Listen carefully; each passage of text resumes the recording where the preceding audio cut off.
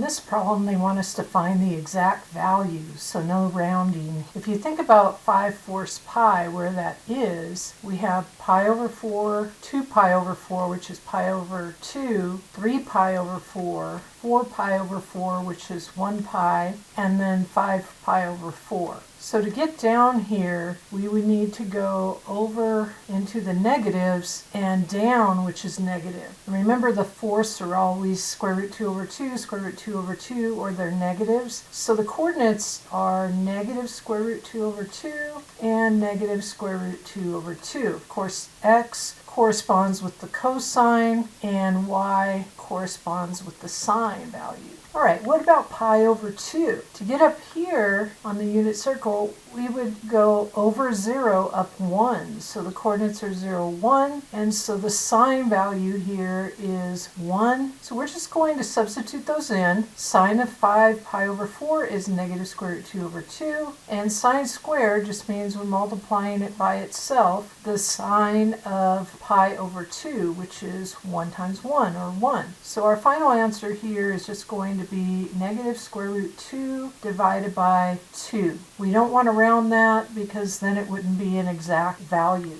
Next, we're being asked to simplify this expression. It helps to keep in mind the unit circle values. So at pi over 4, our values are square root 2 over 2, square root 2 over 2. So the sine value is square root 2 over 2. We could substitute that in. For the one on the left, it might be helpful to combine these fractions. So I'm going to find a common denominator, multiply by 3, multiply by 3, and multiply by 2, multiply by 2. That's going to give me sine of 3 pi divided by 6 minus 2 pi divided by 6, and that would simplify to 1 pi over 6, which is pi over 6. And its coordinates on the unit circle are square root 3 divided by 2, comma 1/2. So the sine is 1/2. So this is our final answer unless we want to factor out a 1/2, and then we would get 1 minus square root 2 inside.